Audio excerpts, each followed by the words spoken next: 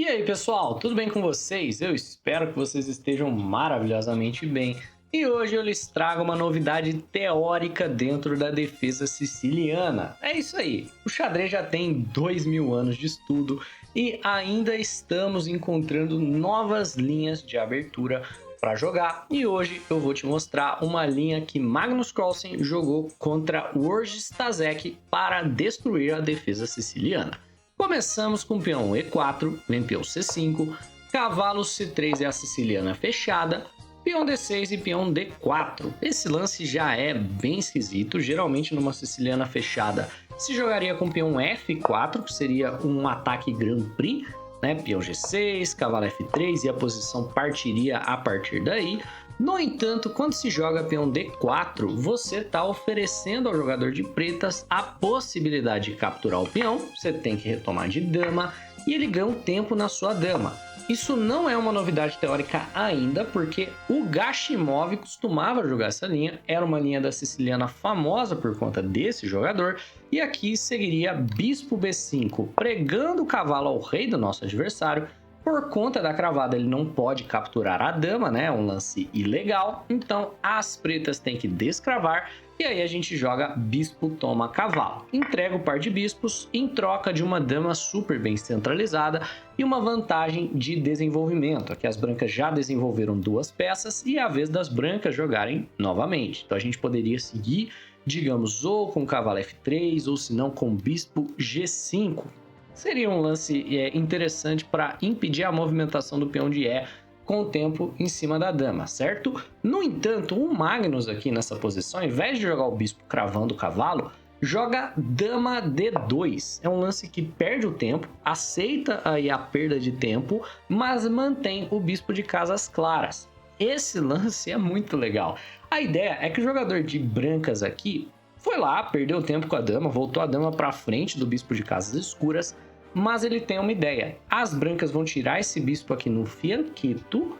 Por quê? Porque aí ele ajuda o jogador de brancas a atacar as pretas na ala do rei e eles vão manter o bispo de casas claras, porque geralmente na siciliana o jogador de pretas ele vai jogar para um ataque de ala da dama.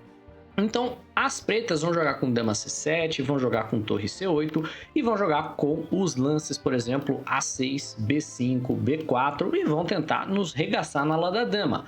Ao montar esse sisteminha, a gente tem como fortalecer o peão de C com o lance bispo D3. E aqui a gente tem um sistema extremamente sólido e difícil de atacar, enquanto nós estamos livres para jogar todos os lances de ataque tradicionais da siciliana, por exemplo, F3, G4, G5, H4, H5, caso o adversário escolha fazer um roque curto. Caso ele escolha jogar com o rei dele no centro, nós ainda podemos jogar para abrir o rei jogando os lances peão F4 para depois avançar para F5 e trocar o peãozinho de E para abrir o rei do nosso oponente. Então, esse é um sisteminha totalmente sólido que ele encontrou e basicamente tira qualquer adversário seu de preparação na defesa siciliana. Agora vamos dar uma olhada aqui como que foi a partida, certo? Veio o cavalo F6 ameaçando o peão de E, ele joga peão B3 para fianquetar o seu bispo, o peão já está defendido pelo cavalo de qualquer forma. Peão E6 para poder desenvolver o bispo aqui para a casa de E7. Uma coisa que você pode enfrentar também com frequência, talvez seja um sistema de fianqueto, e aí vai ter pressão tática, porque os dois bispos fianquetados vão ficar se encarando. Mas tivemos peão E6, bispo B2 A6, para quê? Para jogar B5, para iniciar um ataque. Roque longo e B5. Curiosamente, o ataque das pretas é bem difícil de executar. Por quê? Porque o nosso peão de C2 ele vai ser muito sólido, porque nós vamos colocar um bispo aqui em D3, se necessário. E se o jogador de pretas, no próximo lance, por exemplo, jogar peão B4 ameaçando o nosso cavalo, nós temos total segurança de colocar o cavalo aqui na casa de A4 e parar completamente a avalanche de peões do nosso oponente, enquanto nós estamos ameaçando a nossa avalanche de peões da mesma forma que nós estávamos antes. Então eu te asseguro, se você montar esse sisteminha aí contra o seu amigo que joga bastante a defesa siciliana, até ele entender o novo padrão de ataque que ele vai ter que desenvolver para poder tirar a segurança do seu rei aqui, ele vai apanhar muito na questão de planos. É bem possível que finalizando o desenvolvimento ele olhe para a posição e fale, tá, agora eu não faço ideia do que fazer. Então, temos peão H5 por parte das pretas. Esse é um lance profilático, né? Ele tá a fim de parar o lance peão G4. No entanto, ele deixa essa casa fraca, o Magnus não perdoa. Joga cavalo H3 para colocar o cavalo lá na casa fraca de G5. Bispo E7, cavalo G5. H4 porque o oponente está com medo de que o Magnus vá solidificar o cavalo aqui, jogando peão H4 ele mesmo. Então temos H4, F4, Magnus afirma, não tem problema, eu solidifico o cavalo com o outro peão. E a posição aqui já está bem vantajosa para as brancas do ponto de vista estratégico. As brancas têm um plano muito claro do que elas querem fazer, enquanto as pretas estão jogando meio perdidas. Um lance de peão do lado de cá do tabuleiro, um lance de peão do lado de lá do tabuleiro e o reizinho aqui no centro. Você vê que o ataque das brancas é mais fácil de executar ao longo da coluna D e jogando eventualmente um F5 para abrir a posição. Então, Bispo B7, tudo certo, Rei B1. Rei B1 é um lance profilático, é sempre bom você jogar. Toda vez que você fizer um rock longo, não necessariamente na defesa siciliana, mas é sempre bom você jogar para você tirar o seu rei do centro e eliminar alguns teminhas que podem surgir, que é o tema desse bispo aqui acabar prendendo a dama porque ela está alinhada com o seu rei. Então, toda vez que fizer o rock longo, o Rei B1, se você tiver tempo, é um lance que vale a pena você jogar. Mal não vai fazer. Torre C8 e você vê o ataque típico das pretas sendo formado aqui ao longo da defesa siciliana. As pretas muitas vezes acabam jogando para dobrar com torre e dama ao longo da defesa siciliana e botar pressão no peão de C. O que acontece? Geralmente o jogador de brancas vai desenvolver na defesa siciliana o seu bispo aqui ou para a casa de E2 ou para a casa de C4. E muitas vezes esse bispo aqui está envolvido em um ataque de ala do rei. Nessa variante Magnus, o Magnus tira o bispo para E2. No entanto, se por um acaso for necessário, ele coloca o bispo aqui na casa de D3. E você vê que as pretas não têm ataque nenhum. Dama C7, torre de H, E1. Viu que o jogador de pretas vai jogar correndo no centro, então trouxe a torre para botar na cara do rei. Cavalo H7 por parte das pretas é uma imprecisão, porque ele não deveria permitir essa troca que permanentemente impede o seu próprio roque. Nessa posição existe uma tática que o Magnus não viu, que é a tática cavalo D5, uma das raras ocasiões que ele não viu a tática. A ideia é que você coloca o cavalo numa casa extremamente forte e ele não pode ser capturado, mas isso aqui é um lance bem de computador. A ideia é que se o jogador de pretas captura o cavalo, nós vamos recapturar chutando o cavalo da casa de C6.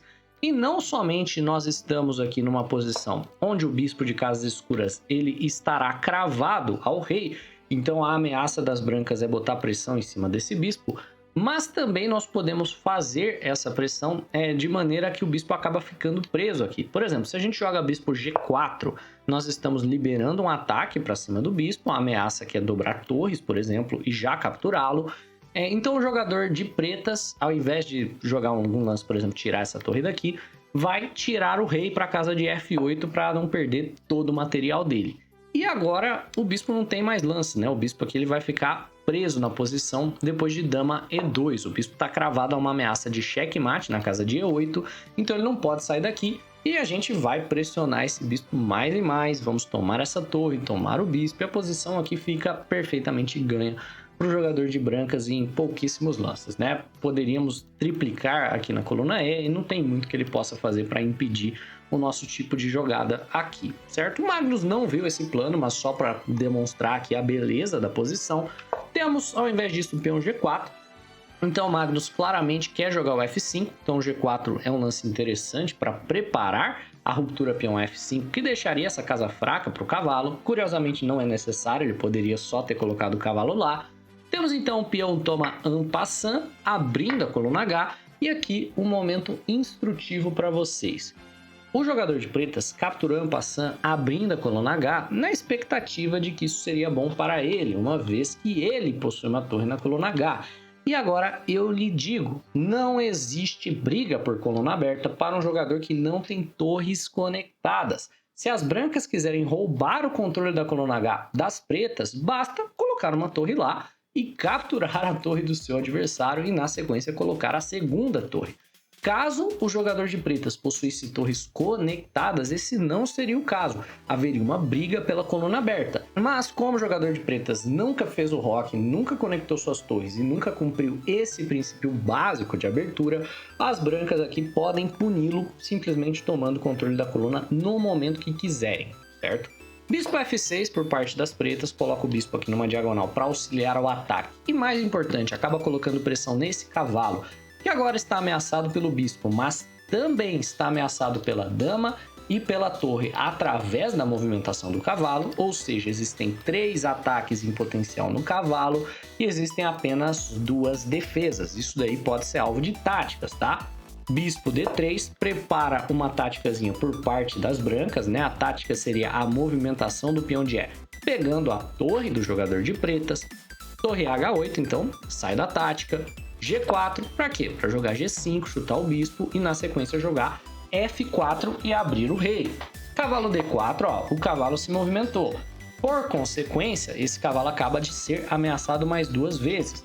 Se o jogador de brancas fizer qualquer lance aleatório aqui, como for o caso torre F1, por exemplo, vai seguir cavalo toma B3 e vai surgir uma tática baseada aí no fato de que o cavalo está ameaçado 3 vezes, defendido só 2. Então, no final da linha, o jogador de pretas acaba ganhando o peão se todas as trocas forem realizadas aqui na casa de C3. Magnus claramente vê o tema e joga a torre E3. Não defende o cavalo, mas defende o cavalo taticamente. A ideia é que a torre defende o cavalo através do cheque de bispo. Então, por exemplo, as brancas poderiam jogar caso cavalo toma B3, certo? Peão toma cavalo, bispo toma cavalo, bispo toma e dama toma, o lance bispo B5 cheque. Agora, através do descoberto com cheque, o jogador de pretas perderia a sua dama. Claro, estamos falando de um jogo de grandes mestres, então os dois veem essa tática que, apesar de um pouquinho complexa para o nível amador, é muito simples para o nível de campeão mundial, certo? E temos então o lance rei F8 saindo então do cheque. Agora o cavalo volta a estar ameaçado e o Magnus tira o cavalo dali, ofertando uma troca. Temos então a troca do material, cavalo toma cavalo, torre toma, bispo C3, ele quer trocar aqui na casa de C3 para ver se o Magnus aceita aí uma troca de damas também. Então depois de bispo toma C3, o jogador de pretas toma de dama ofertando a troca. Isso levaria a um final onde provavelmente teríamos um empate. O jogador de pretas jamais seria punido, por exemplo, por nunca ter feito rock, nunca ter conectado as suas torres. Então o Magnus, que gosta pouco de jogar final, joga dama E3. Ele nega então a troca das damas e vai manter o jogo aqui. Também pode ser chamado de um final, né? Um final com damas no tabuleiro. No entanto, ainda existem temas de ataque na posição, tendo em vista que o rei das pretas está no centro do tabuleiro e as pretas possuem torres desconectadas. Temos então torre C5 por parte das pretas, o Magnus joga peão E5, está atacando aqui a base de defesa da torre. Então temos peão toma, que foi um erro por parte das pretas, porque agora a posição dele fica um pouco solta. Ele possui aqui a dama, a torre, bispos e rei, tudo aqui na posição das pretas está um pouquinho solto e isso pode ser problemático. Torre H1 é um erro horrível, porque é aquela questão que a gente já falou da coluna aberta. As pretas não têm torres conectadas. Após a troca, o único jogador que se beneficia do fato da coluna H estar aberta são as brancas, né? Bispo toma torre, torre H2. E agora as brancas têm a infiltração na posição das pretas.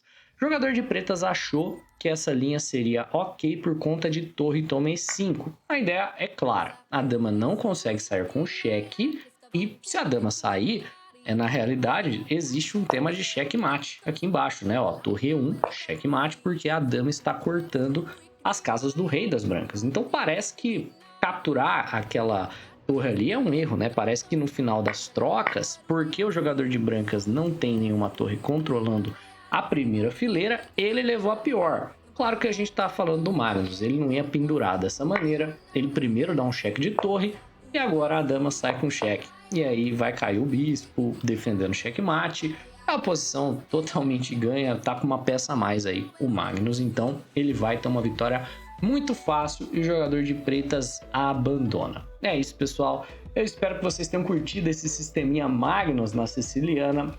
Um jogador que já o adotou e tem partidas aqui no Elite Chess para você avaliar é o Maxime Vattier Legrave. Não é sempre que você vê uma novidade teórica numa abertura que possui centenas de anos de idade, de estudo. Então, se você aprendeu algo de novo, dispara o seu like, se inscreve aí no canal. Um abraço